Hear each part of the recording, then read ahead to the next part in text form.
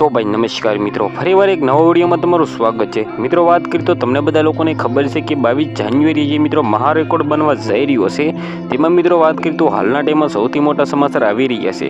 મિત્રો શું છે સમાચાર લઈને આવી ગયો છું, તો ભાઈ ચેનલમાં નવા છો તો જલ્દીથી વિડીયોને લાઇક કરો, શેર કરો, સાથે સાથે સબસ્ક્રાઇબ કરવાનું ભૂલતા નહીં। તો આપણે વિડીયો કરી છે ભાઈ ચાલુ। તો મિત્રો 22 જાન્યુઆરી મિત્રો જે ઉદ્ઘાટન થવાનું છે તેમાં મિત્રો વાત કરીએ તો પીએમ મોદી સાહેબ સાથે સાથે યોગી સાહેબ મિત્રો જે પધારવાના છે।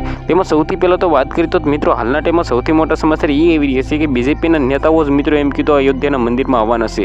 જે રીતે તમને બધા લોકોને ખબર છે કે હાલના ટાઈમમાં બીજેપીના નેતા ભાઈ સૌથી મોટા તો ભાઈ આપણે પીએમ મોદી સાહેબ ગણાય। જે રીતે મિત્રો પીએમ મોદી સાહેબ મિત્રો એ બધી તૈયારી કરી છે। સૌથી પહેલાં તો ભાઈ આમાં જે અયોધ્યા મંદિર છે મિત્રો તેનું ઉદ્ઘાટન કરશે ભાઈ પીએમ મોદી સાહેબ, સાથે સાથે મિત્રો તેની હાજરી આપશે ભાઈ યોગી સાહેબ, કારણ કે મિત્રો પીએમ મોદી અને યોગી આ બંને મિત્રો મળીને ભાઈ ઉદ્ઘાટન કરવા જઈ રહ્યા છે। મિત્રો તમને બધા લોકોને ખબર છે કે હાલના ટાઈમમાં કોંગ્રેસના સૌથી મોટા ભાઈ નેતા રાહુલભાઈ ગાંધીને તો મિત્રો ઘણા બધા લોકો ઓળખતા છે, તે પણ મિત્રો આમાં હાજરી નથી આપવાના। આ મિત્રો બિલકુલ રિયલ ન્યૂઝ છે, કારણ કે મિત્રો તમને બધા લોકોને ખબર છે કે પીએમ જ્યાં હોય ત્યાં મિત્રો રાહુલ ગાંધી જોવા મળતા નથી।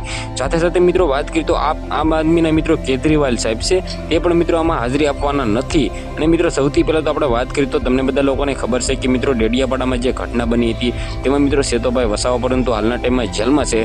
મિત્રો તે બહાર હોત તો પણ મિત્રો એમ કીધું તે મંદિરમાં ભાઈ ઉદ્ઘાટન માટે ન જાત, કારણ કે મિત્રો તે આમ આદમી પાર્ટીના નેતા છે।